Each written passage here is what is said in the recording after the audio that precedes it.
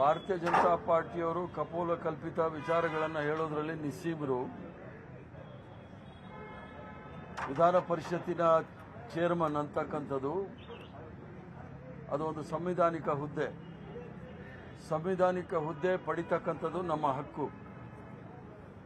ಎರಡು ವಿಚಾರದಲ್ಲಿ ನಾವು ಈಗಾಗಲೇ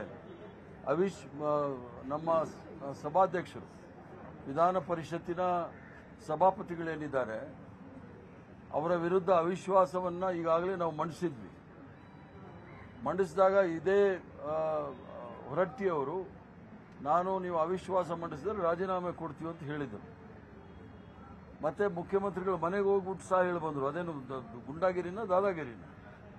ಭಾರತೀಯ ಜನತಾ ಪಾರ್ಟಿಯವರು ಕಪೋಲ ಕಲ್ಪಿತ ವಿಚಾರಗಳನ್ನು ಹೇಳೋದ್ರಲ್ಲಿ ನಿಸ್ಸೀಮರು. ನಾವು ಸಂವಿಧಾನಿಕ ಹುದ್ದೆಯನ್ನ ಆಪರೇಷನ್ ಕಮಲದ ಮೂಲಕ ತಗೊಳ್ಳೋದಿಲ್ಲ.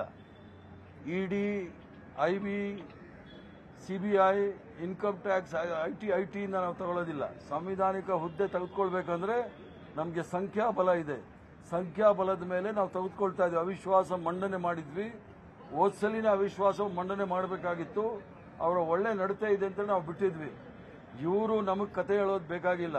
ಇವ್ರದ್ದು ಅವ್ರ ಕರಾಳ ಚರಿತ್ರೆ ನೋಡಿದಾಗ ಪ್ರತಾಪ್ ಚಂದ್ರ ಶೆಟ್ಟಿಯವರು ಅಧ್ಯಕ್ಷರಿದ್ದಾಗ ಇದೇ ಬಸವರಾಜ ಹೊರಟ್ಟಿಯವರು ಮೊದಲನೇ ಸಹಿ ಮಾಡಿ ಅವ್ರನ್ನ ಅವಿಶ್ವಾಸದಿಂದ ಇಳಿಸಬೇಕು ಅಂತೇಳಿ ಪ್ರಯತ್ನ ಮಾಡಿ ಎಷ್ಟು ಗದ್ದಲ ಆಗಿದೆ ಅನ್ನೋದು ಅದೊಂದು ಸಮಿತಿಯಿಂದ ವಿಚಾರಣೆ ಕೂಡ ಆಗಿದೆ.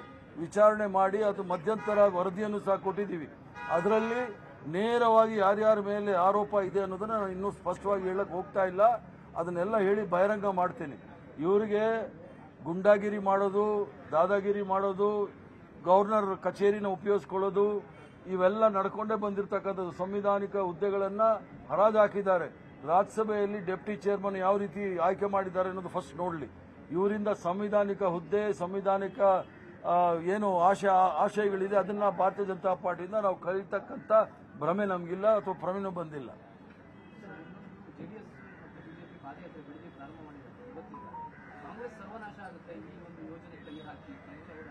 ಈಗ ಅದು ಒಂಥರ ತಿರುಕನ ಕನಸು. ಆ ನರೇಂದ್ರ ಮೋದಿ, ಅಮಿತ್ ಶಾ ಕಾಂಗ್ರೆಸ್ ಮುಕ್ತ ಭಾರತ ಅಂದರು. ಈಗ ಅವರೇ ಮುಗಿತಾ ಇದ್ದಾರೆ. ಜನ್ಜಿ ಮೇಲ್ ಬಿದ್ದಿದೆ. ಕರ್ನಾಟಕದಲ್ಲಿ ಕಾಂಗ್ರೆಸ್ ಮುಕ್ತ ಮಾಡೋದು ಅಥವಾ ಸರ್ವನಾಶ ಮಾಡೋದು ಯಾರ ಕೈಯಿಂದನೂ ಸಾಧ್ಯ ಇಲ್ಲ. ಮತ್ತೆ ಆ ಛಲವಾದಿ ನಾರಾಯಣ ಸ್ವಾಮಿ ಅವರ ಪತ್ರ ಓದಿದೆ ನಾನು. ಇವರೋಗಿ ಅವ್ರಿಗೆ ಹೇಳಿದ್ರಂತೆ, ಹೊರಟ್ಟಿಯವರು ಹೋಗಿ ಹೇಳಿದ್ರಂತೆ ಭಯದ ವಾತಾವರಣ ಸೃಷ್ಟಿಯಾಗಿತ್ತು, ನಾನು ರಾಜೀನಾಮೆ ಕೊಟ್ಟೆ ಅಂತ. ಅದು ಹೊರಟ್ಟಿ ಹೇಳಿರೋದಲ್ಲ, ಅವನು ತಡಿಪಾರ್ ಹೋಮ್ ಮಿನಿಸ್ಟರ್ ಇದಾರಲ್ಲ ಅವರು, ತಡಿಪಾರ್ ಅಮಿತ್ ಶಾ ಅವ್ರು ಹೇಳಿ ಮಾಡಿಸ್ತಾ ಇರೋದಿತ್ತು. ಧನ್ಯವಾದಗಳು.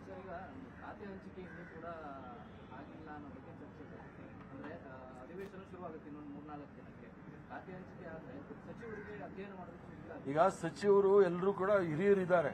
ಯಾರು ಬೇಕಾದರೂ ಯಾವ ಇಲಾಖೆ ಬಗ್ಗೆನೂ ಮಾತಾಡಬಹುದು. ನಾವೇನು ನಾಗ್ಪುರ್ ಯೂನಿವರ್ಸಿಟಿಯಿಂದ ಅವ್ರು ಕೇಳಿಸ್ಕೊಂಡು ಬರೆಸ್ಕೊಂಡು ಮಾತಾಡೋದಿಲ್ಲ. ನಮಗೆ ಜ್ಞಾನ ಇದೆ, ಪರಿಜ್ಞಾನ ಇದೆ. ನಾವು ಏನು ನಮ್ಮ ಅನುಭವದ ಮೇಲೆ ನಾವು ಮಾತಾಡ್ತೀವಿ. ಅದ್ರಿಗೆ ಏನು ತೊಂದರೆ ಬೇಕಾಗಿಲ್ಲ. ಯಡಿಯೂರಪ್ಪ ಮುಖ್ಯಮಂತ್ರಿ ಇದ್ದಾಗ ಎಷ್ಟು ದಿವಸ ತೆಗೆದುಕೊಂಡಿದ್ರಂತೆ? ಮತ್ತೆ 55 ದಿವಸ ತೆಗೆದುಕೊಂಡಿದ್ರು. ಅದು ಬಸವರಾಜ ಬೊಮ್ಮಾಯಿ ಇದ್ದಾಗರು 17 ಖಾತೆ ಮಾತ್ರ ಕೊಟ್ಟಿದ್ರು. ಅವ್ರ ತಪ್ಪೇನಿಲ್ಲ, ನಾವು ಸರಿಯಾಗಿ ಹೋಗ್ತಾ ಇದೀವಿ. ಅವರಲ್ಲಿ ಇದಿಲ್ಲ, ಮೆಟೀರಿಯಲ್ ಇಲ್ಲ. ನಮ್ಮಲ್ಲಿ ಎಲ್ಲ 5-6 ಟರ್ಮ್ ಇರೋ ಶಾಸಕರಿದ್ದಾರೆ, ಮಂತ್ರಿಗಳಿದ್ದಾರೆ. ಎಲ್ಲದಕ್ಕೂ ಉತ್ತರ ಕೊಡೋಕೆ ತಾಕತ್ತಿದೆ. ಮಾಡ್ಬೋದಲ್ಲ, ಅಧಿವೇಶನ ಎದುರಿಸಬಹುದಲ್ಲ, ಏನು ತೊಂದರೆ ಇಲ್ಲ. ಅಧಿವೇಶನ ಮೊದಲು ಎಲ್ಲ ಖಾತೆ ಎಲ್ಲ ಹಂಚಿಕೆ ಆಗುತ್ತೆ. ಅಷ್ಟೊಂದು ನಿಮಗೆ ಅವಸರ ಬೇಡ. ಕೇಂದ್ರ ಮಂತ್ರಿ ಸರ್ ಕಿರಣ್ ರಿಜಿಜು ಅವರು ಕಾಂಗ್ರೆಸ್ನಲ್ಲಿ ಮಹಿಳೆಯರಿಗೆ ಪ್ರಾತಿನಿಧ್ಯ ಇಲ್ಲ ಅಂತ ಹೇಳಿದರು. ಭಾರತೀಯ ಜನತಾ ಪಾರ್ಟಿ RSS ಅಲ್ಲಿ ಎಷ್ಟು ಜನ ಮಹಿಳೆಯರಿದ್ದಾರೆ, ಅಧ್ಯಕ್ಷರಾಗಿದ್ದಾರೆ ಅನ್ನೋದು ಹೇಳಕ್ಕೆ ಹೇಳಿ. ಭಾರತೀಯ ಜನತಾ ಪಾರ್ಟಿ ಇತಿಹಾಸದಲ್ಲಿ ಕಾಂಗ್ರೆಸ್ ಪಕ್ಷದ ಭಾರತೀಯ ಜನತಾ ಪಾರ್ಟಿ ಅಧ್ಯಕ್ಷರು ಎಷ್ಟು ಜನ ಇದ್ದಾರೆ ಅಂತ ಹೇಳಿ. ನಮ್ಮಲ್ಲಿ 3 ರಾಷ್ಟ್ರೀಯ ಕಾಂಗ್ರೆಸ್ ಪಕ್ಷದ ಅಧ್ಯಕ್ಷರಾಗಿದ್ದರು. ಒಂದು ನೆಲಿಸೇನ್ ಗುಪ್ತಾ ಅವರವರು, ಅನಿ ಬೆಸೆಂಟ್ ಅವರು, ಸರೋಜಿನಿ ನಾಯ್ಡು ಅವರು, ಸೋನಿಯಾ ಗಾಂಧಿ ಅವರು, ಇಂದಿರಾ ಗಾಂಧಿ ಅವರು.